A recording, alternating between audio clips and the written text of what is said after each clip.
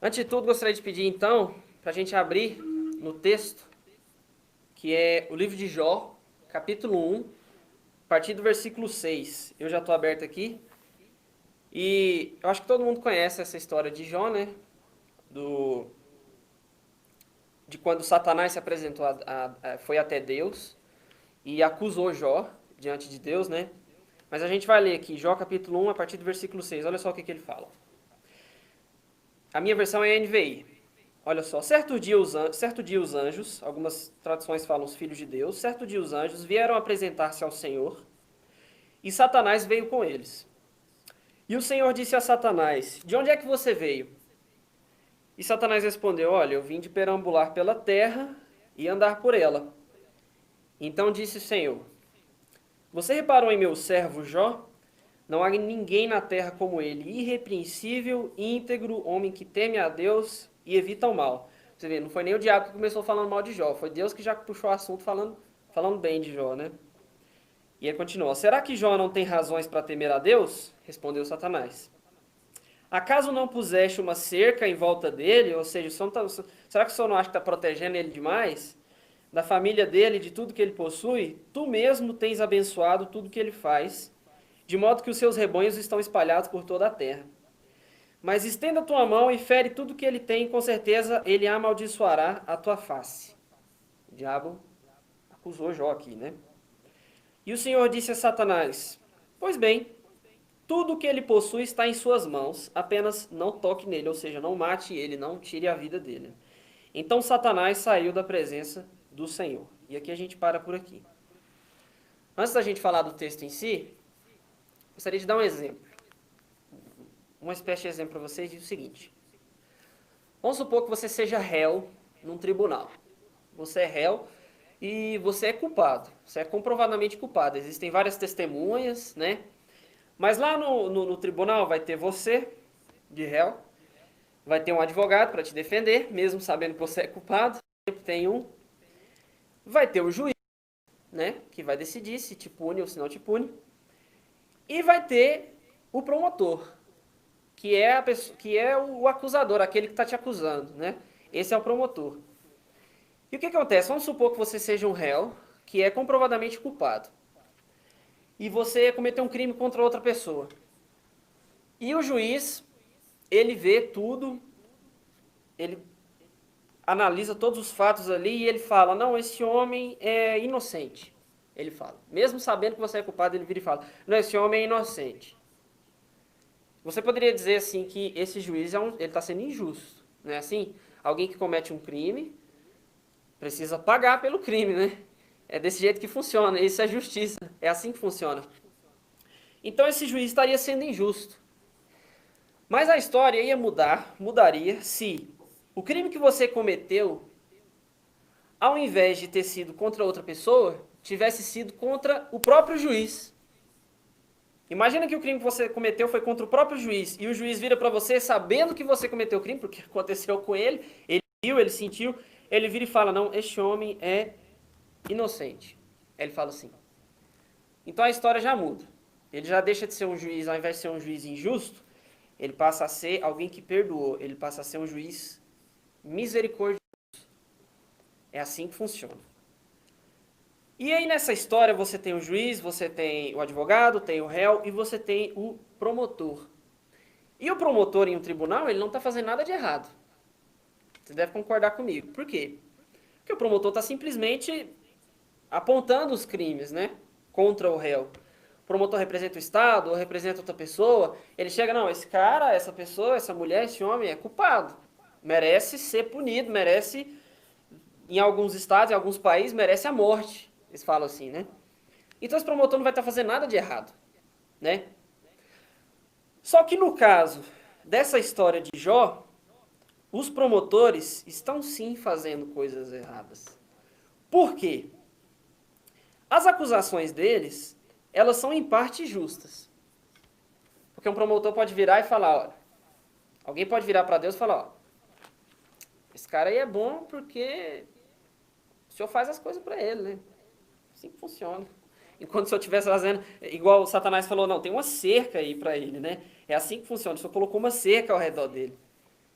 Por isso que ele é tão bom, por isso que ele é tão justo, como o próprio Deus diz, ele é íntegro, irrepreensível, um homem que teme a Deus e evita o mal. O pessoal desse jeito. Não, isso aí é porque o Senhor faz isso tudo para ele. Na verdade, o que esse promotor, esse acusador estava querendo fazer, Satanás estava querendo fazer, ele estava querendo saber mais do que Deus. Estava chegando diante de Deus, ó, eu conheço o João melhor do que você. Ele estava virando para Deus falando assim, eu conheço o João melhor do que você. E fala você porque diz respeito a Deus mesmo, né? E, e Deus não deixa isso em branco, né? Ele quer provar de todas as formas que ele está certo, que Jó é isso. E aí vem o resto da história de Jó. Mas a gente não vai falar só sobre Jó hoje. Na verdade, a gente vai ler uma outra passagem que pouca gente sabe, mas existe uma relação. Abram comigo em Gênesis, capítulo 18. A gente vai começar a ler a partir do primeiro verso. Gênesis 18, verso 1. O que acontece? Quando você está lendo a Bíblia, você vai deixar isso aqui passar batido, às vezes.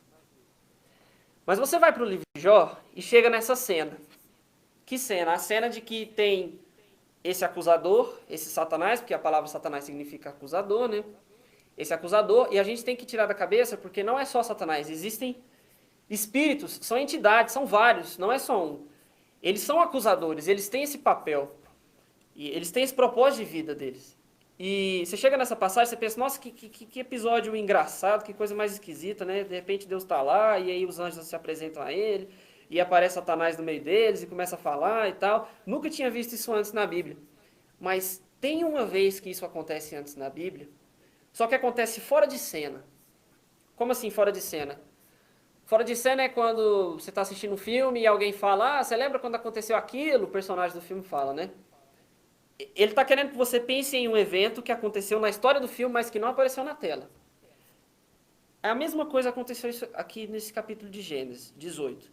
Vamos entender o que aconteceu. Gênesis 18, a partir do verso 1. Olha o que é.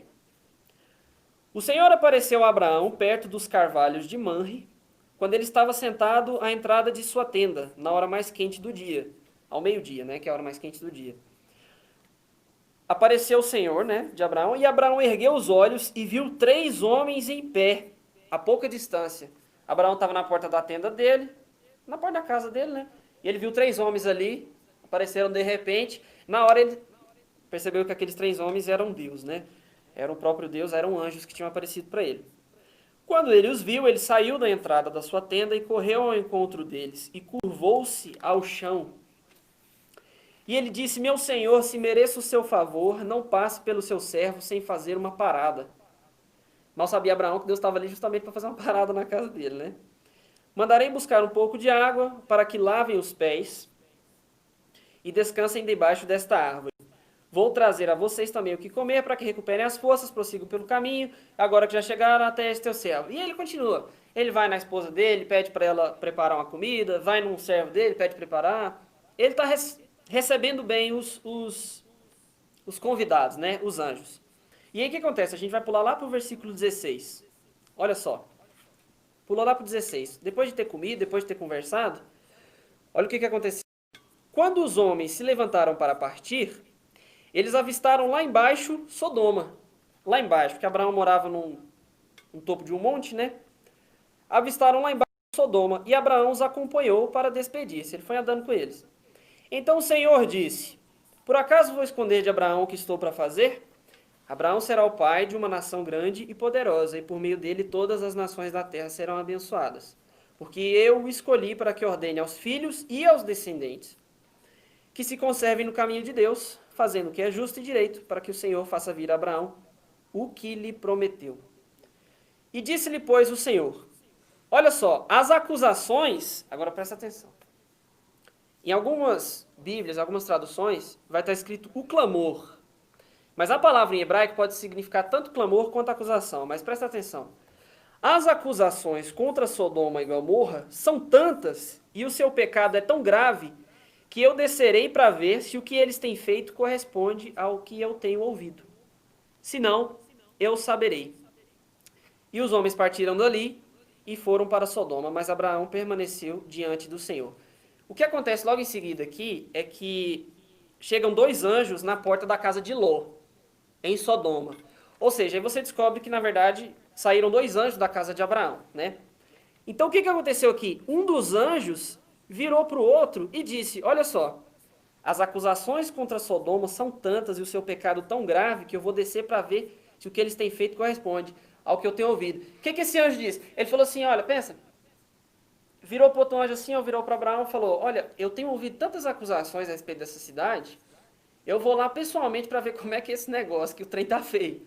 É uma coisa bem feia lá. É tanto clamor, tanta acusação subindo até Deus, que a situação lá não tá fácil. Ele falou isso. Então o que aconteceu aqui? Você pode relacionar esse mesmo episódio com o episódio de Jó. Por quê? Por que você pode fazer isso? Porque você percebe que, diante dos pecados dos homens, diante das coisas que os homens fazem, existem acusadores que vão até Deus e falam. É o caso de Jó. Ó, Senhor, Jó é isso, isso e aquilo. Jó só faz as coisas porque o Senhor ajuda ele.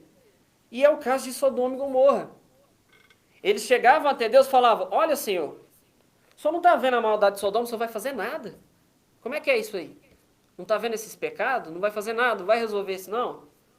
Então eles acusam os homens diante de Deus. Mas você pode falar: mas eles estão certos em fazer isso, né?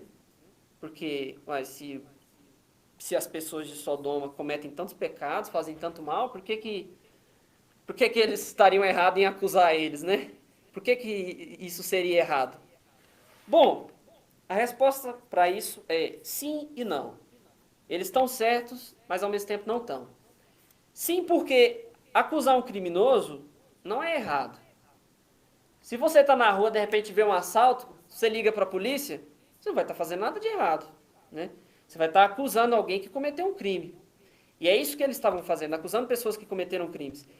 Mas a forma que eles fazem é errado por causa das intenções deles. Como assim? O que isso significa? O que esses espíritos, eu vou usar o termo espírito, o que esses espíritos, essas entidades, essas criaturas, esses acusadores querem fazer é que eles querem provar que Deus não é bom. Essa é a intenção deles. Eles querem virar para Deus e falar: tá vendo que o Senhor não é bom igual o Senhor fala que é? Só que a gente sabe que isso é impossível, porque Deus é bom. Deus não falha. Mas mesmo assim eles não de tentar, é isso que eles querem fazer. Eles querem provar que Deus não é bom. Eles querem falar: Senhor, o Senhor não falou que tem paciência com os pecadores? Aí eles querem fazer Deus ir lá e destruir os pecadores, para que eles possam falar: uai, Deus falou que era paciente e está destruindo. Como é que é isso aí? Deus é bom ou não é? Como é que é essa parada? Então o que eles estão tentando fazer é provar que Deus não é bom. Só que isso nunca vai acontecer, como eu disse, porque Deus é bom. Então eles tentam tornar Deus, eles tentam mostrar para o mundo, ou tentam provar para si mesmos, de que Deus é mau, de que ele é um Deus destruidor. Porque eles conhecem o caráter de Deus. O caráter de Deus é o que está escrito no livro de Ezequiel. Ele fala: veja, eu não tenho prazer na morte do ímpio. Antes desejo que ele se arrependa. Deus diz isso. Eu não tenho prazer na morte do ímpio. Então, quando você vê um evento, uma situação como Sodoma e Gomorra, o que você pensa é que o que Deus fez foi uma coisa necessária, não uma coisa agradável. Porque ele precisava limpar aquele pecado. Era necessário limpar aquele pecado. Mas não era o que agradava ao coração dele. Por mais que é minha vontade fazer isso, porque eu preciso limpar o pecado, mas isso não me é agradável. Porque eu estou destruindo a minha criação, eu estou destruindo os homens. Né? Por assim dizer. Então é uma espécie de mal necessário, é uma espécie de mal necessário. É uma punição, um castigo, uma disciplina que cai o fogo do céu sobre as cidades de Sodoma e Gomorra. Então a intenção dos acusadores é pegar justamente eventos como esse e falar: Deus é mau, Deus não é bom.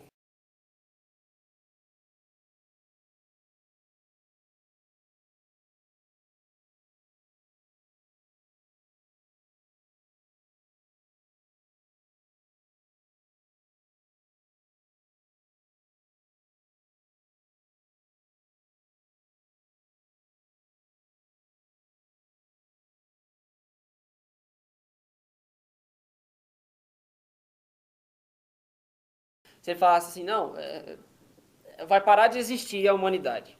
Ele continuaria sendo bom, ele continuaria sendo justo. É isso, entende?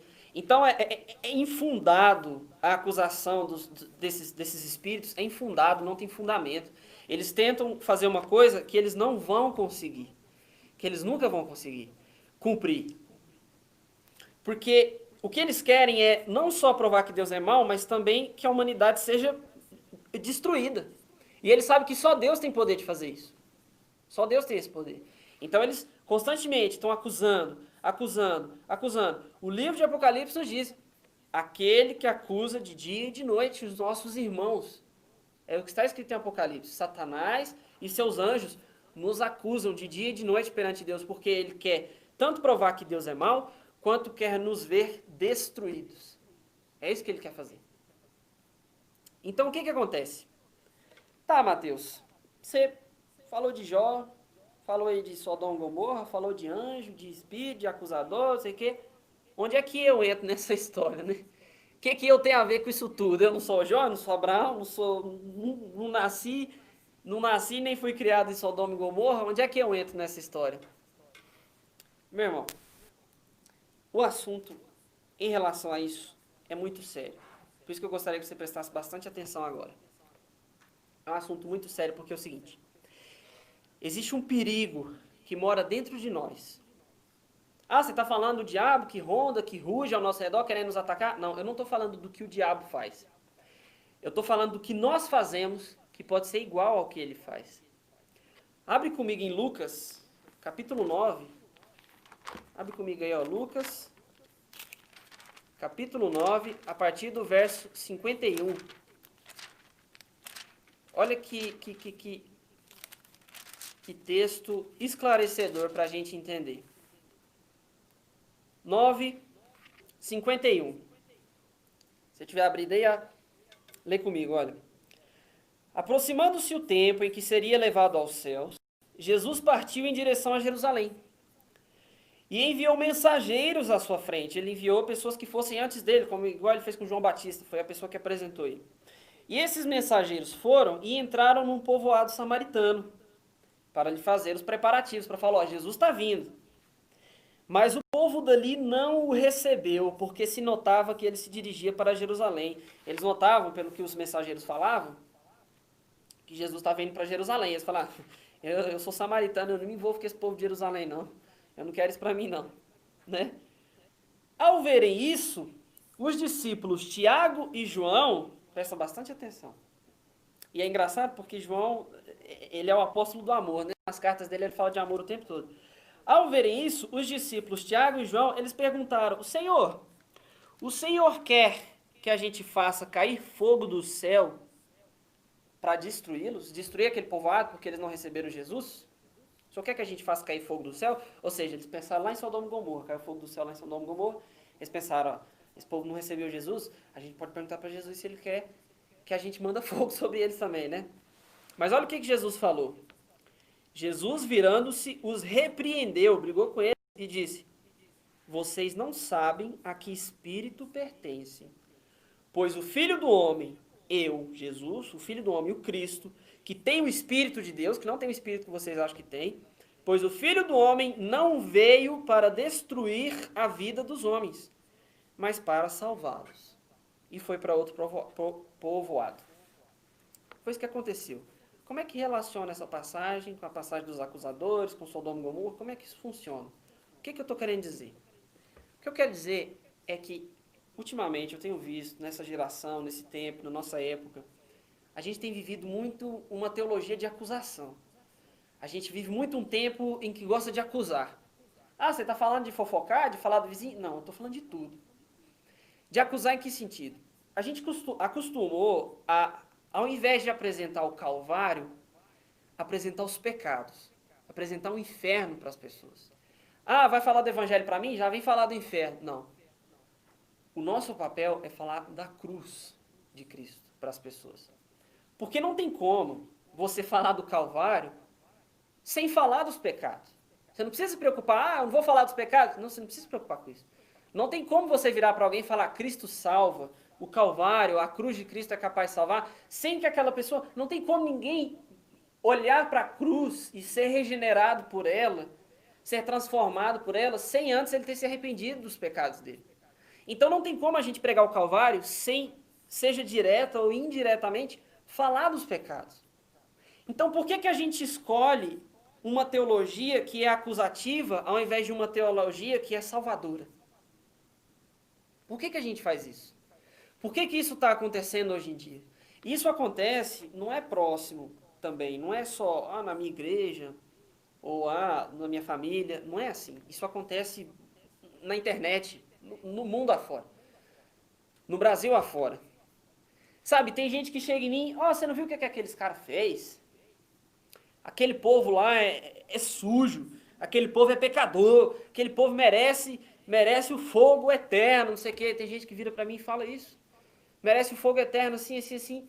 Tem coisas que eles fazem que é até vergonhoso mencionar. Fala desse jeito. E eu falo pra ele, meu amigo, se é até vergonhoso mencionar, por que você tá me mencionando? Se é até vergonhoso mencionar, por que você me mandou o vídeo? Né? É um pergunto. Então por que eu falo tanto do pecado, sendo que eu devia estar falando mais da cruz? Mateus, já entendi qual é a sua. Já entendi qual é a sua. Você é daquela turma do não julgueis, né? Não julgo, né? Você é dessa turminha que você não pode falar, apontar o pecado, não sei o que. Não, meu amigo. Eu não sou da turma do não julgueis. O que eu estou querendo dizer é que nós temos que mostrar sim o pecado, mas nós estamos fazendo isso da maneira errada.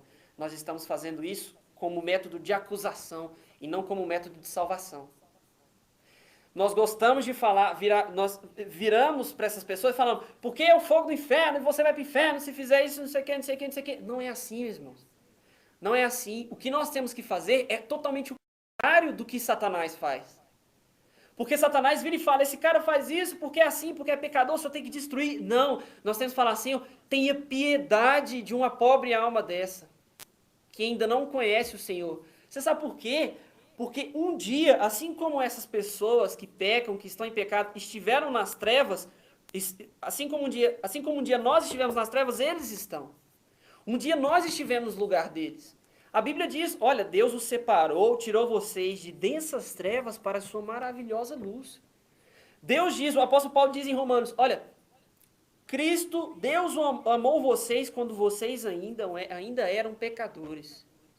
Ainda eram pecadores. O que Paulo está dizendo? Que nós não somos mais pecadores? Não, ele quis dizer que quando nós ainda éramos escravos do pecado, quando nosso pai era o pecado, Deus nos amou e nos tirou de lá. Então, da mesma forma, nós temos que amar estes que também são escravos do pecado, que também são cativos do pecado. Então, a nossa postura tem sido assim. Nós temos apontado o inferno, o pecado, e não temos apontado a cruz. É isso que tem acontecido, é isso que eu vejo. É isso que eu vejo, seja dentro de casa, seja fora de casa, seja na internet, seja em igreja, seja conversando com amigos. É isso que eu tenho visto. Nós temos falado muito.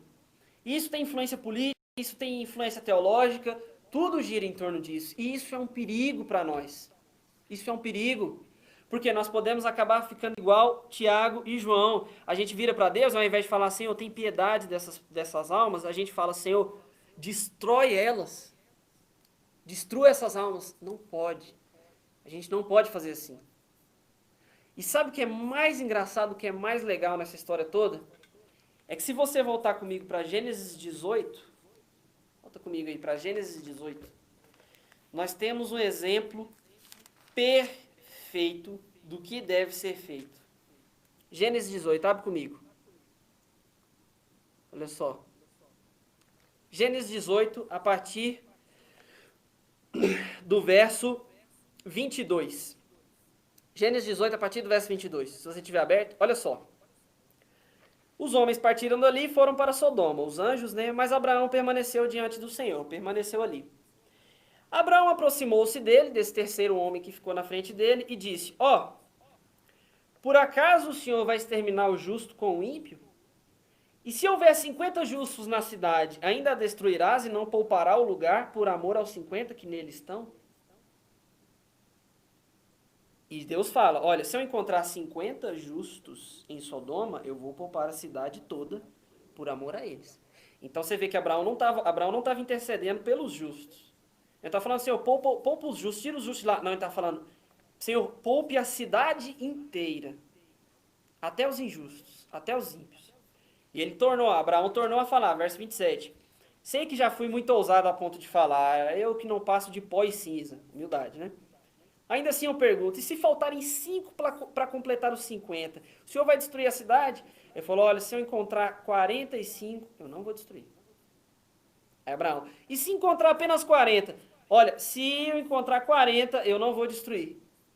E Abraão continuou, não te ire, senhor, não fica irado, por favor, não perda a paciência comigo, mas permita-me falar. E se apenas 30 forem encontrados? Olha, Abraão, se eu encontrar 30, eu não vou destruir a cidade. E Abraão, agora que eu já fui tão ousado, e se tiver só 20? E Deus fala, olha, Abraão, se tiver só 20, eu não vou destruir. Mas Senhor, e se tiver só 10 justos lá dentro? Se tiver só 10, Abraão, eu não vou destruir a cidade. Só que Deus não conseguiu achar nem 10. Então ele destruiu a cidade desse jeito, né?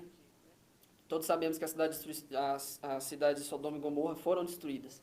Mas essa passagem é perfeita porque tem um contraste aqui. Tem um contraste entre os espíritos maus que querem que a cidade seja destruída, que acusam a cidade diante de Deus, e Abraão, que era chamado amigo de Deus, que era alguém que conhecia Deus e entendia que Deus era misericordioso. Ele virou para Deus e falou assim, é como se ele tivesse falado, Senhor, esses aí estão querendo destruir a cidade, mas eu conheço o Senhor, eu sei que o Senhor é bom. Poupa a cidade, poupa esse povo. Eu não vou ser acusador diante deles. Eu estou tentando ser intercessor diante deles. É isso que eu estou tentando fazer. Então Abraão é nosso exemplo de fé. Ele é nosso pai da fé, né? Ele é um homem que teve fé na Bíblia. E nosso exemplo como amigo de Deus. Conhecia a Deus mais do que esses próprios espíritos acusadores que se apresentam perante Deus pessoalmente. Ele conhecia. Ele conhecia melhor. Você vê como é engraçado, né? Então, irmãos, o nosso papel não é acusação, o nosso papel é petição. Petição. Quando a gente vê alguém que é sujo, que é réprobo, que é cheio de mácula, que a gente fala, né? Que é cheio de pecado, a gente olha para aquela pessoa e a gente tem que pensar, este é alguém que precisa ser regenerado. É alguém que eu não posso virar para Deus e falar assim, destrói essa alma, acaba com essa pessoa, acaba com isso pelo amor de Deus, eu estou pedindo. Não. Nosso papel é, Senhor, tenha piedade deste homem, tenha piedade desta mulher. Eu não sou como o diabo, eu não sou um acusador como o diabo. Eu venho aqui como petição, não como acusação. Eu venho aqui interceder. Meus irmãos, a gente tem que entender uma coisa. Lembra da passagem que a gente acabou de ler? Lucas capítulo 9. O que é que Jesus disse? Olha, Tiago, João, vocês não sabem a que espírito vocês pertencem. Vocês não sabem a que espírito pertencem. Sabe por quê? Porque o Espírito de Deus não veio destruir os homens, mas sim salvá-los. Nós, irmãos, não somos pertencentes, não somos filhos dos espíritos acusadores, nós não somos filhos do diabo. Nós somos filhos de Deus, que nos tirou das densas trevas para a sua maravilhosa luz. Dentro de nós vive um espírito que acalma as águas, não que agita. Dentro de nós vive um espírito que perdoa, não que acusa. Dentro de nós vive um espírito que salva, não que condena. Dentro de nós vive um Espírito Santo vivificador. Jesus disse, eu vim para que tenham vida e vida em abundância. Dentro de nós vive esse Espírito, então nós temos que viver conforme esse Espírito. Ou senão Jesus vai virar para nós e falar, você vive conforme outro Espírito, do qual você nem sequer conhece. Vocês não sabem a que Espírito pertence. O Espírito de Deus é esse. Meus irmãos, é um contraste, nós temos que fazer igual a Abraão, que entrou em petição. Ele foi engraçado porque ele foi ousado. Ali, Deus diante dele, o anjo diante dele, ele falou, Senhor, não destrói a cidade não, faz isso não, tenha piedade. Abraão fez isso, diante de Deus, ele teve essa coragem. E nós temos que fazer o mesmo, irmãos. Cessar essa teologia de acusação, essa teologia de você é merecedor, você é o inferno, para você tudo é assim. Sabe, meus irmãos, porque uma coisa é fato. Toda vez que alguém vira para mim e fala, Mateus, o que esse povo faz é sujo. Lá onde eles ficam, abunda o pecado. Lá tem pecado em abundância. Eu viro para essa pessoa e falo, meu irmão, meu amigo, Se lá tem pecado em abundância, então lá pode superabundar a graça de Deus. É isso que eu falo. Se lá tem pecado em abundância, se lá tem mal em abundância, pode também ter em abundância, em superabundância, a graça do Senhor. Esse é o nosso papel, esse é o Espírito que vive em nós.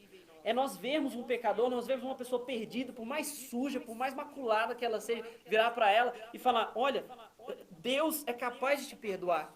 Você sabe por quê? Porque se eu viro para alguém e só o acuso, eu vou estar fazendo igual aos espíritos acusadores. O que eu vou estar fazendo? Eu vou estar virando para essa pessoa e falar, é como se eu estivesse falando para ela, o meu Deus não é capaz de te perdoar.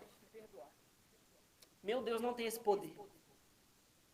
Porque eu só estou falando que você vai se dar mal, que você vai queimar eternamente, que tudo que você está fazendo você vai ser punido. Eu só estou falando disso. Eu não estou falando em como Deus pode te livrar de tudo isso. Assim como Ele me livrou. Como livrou todos nós. Porque é o que Paulo diz para nós. Romanos, capítulo 11. Ele diz, olha, Deus colocou desobediência sobre todos. Todos estão sob desobediência. E Paulo continua, ele diz, para que então pudesse mostrar misericórdia. Então, meus irmãos, nós levamos o evangelho de misericórdia, levamos o evangelho de graça, de salvação. Temos que rever o nosso conceito de como estamos lidando com o pecado e principalmente com os pecadores. Porque foi Cristo que nos disse, ele disse, olha, amem os seus inimigos e acusem os que te perseguem. Não, ele não falou isso. Ele falou, ame os seus inimigos e ore por aqueles que te perseguem. Você pensa, Mateus, não tem como. Eu acho que Deus tinha que matar esses governos que a gente anda tendo aí, essas pessoas, esses deputados mentirosos, ladrão, ele tinha que matar, tinha que acabar, alguém tinha que tacar fogo naquilo lá. Meu amigo, esse é o pensamento do diabo. Porque o apóstolo Paulo nos disse, olha, orem pelos seus governantes. Orem por eles. Não é uma acusação, é uma petição, é uma oração, é uma intercessão. Abraão fez por Sodoma, como ele contrastou com o diabo e mostrou que não é desse jeito, mostrou que o caminho não é esse. O caminho é o caminho da compaixão, do perdão, da misericórdia. E meus irmãos, uma coisa é verdade. Apocalipse capítulo 12, para a gente finalizar. Olha só o que ele diz. Apocalipse 12, no versículo 7. Olha só o que ele fala. Capítulo 12, versículo 7. Olha. Houve então uma guerra nos céus. Miguel e seus anjos lutaram contra o dragão. E o dragão e os seus anjos revidaram, mas estes não foram suficientemente fortes e perderam seu lugar. O grande dragão foi lançado fora. Agora presta atenção no que ele fala. Ele é a antiga serpente chamada Diabo ou Satanás, que engana o mundo todo. Ele e os seus anjos foram lançados na terra. E então, João disse, ouvi uma grande voz dos céus que dizia, agora veio a salvação, o poder e o reino do nosso Deus e a autoridade de Cristo, pois foi lançado fora o acusador de nossos irmãos, que os acusa diante de Deus, como a gente viu em Jó, como a gente viu a história de Sodoma, que os acusa diante do nosso Deus dia e noite. E como é que eles o venceram? Eles o venceram matando ele. Eles o venceram. Os inimigos, as pessoas, os perseguidores da igreja vinham e a gente guerreava contra eles? Não. Eles o venceram pelo sangue do Cordeiro. Diante da morte, eles não amaram a própria vida. Os filhos de Deus deram a própria vida para que no fim tudo desse certo. Para que no fim o diabo fosse derrotado e levasse com ele tanto os seus anjos quanto os seus humanos que acusavam juntamente dele. Ele levou ele e seus amigos acusadores. Deus expulsou todos eles do céu e os puniu. Foi assim que foi feito. Então, meus irmãos, esse é o caminho do acusador. O caminho do acusador é ser lançado fora.